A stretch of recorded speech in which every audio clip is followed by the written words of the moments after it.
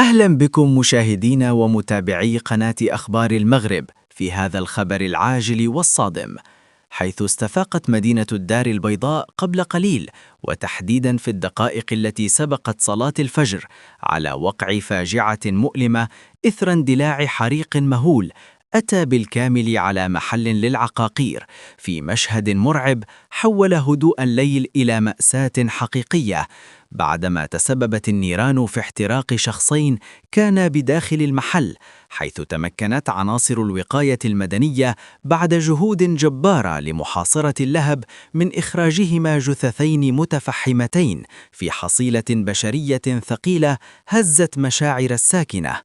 وقد عرف مكان الحادث استنفارا قصوى من طرف قوات الأمن الوطني التي طوقت المنطقة بالكامل لتسهيل عملية نقل الضحايا وفتح تحقيق عاجل لكشف ملابسات هذا الحريق الدامي.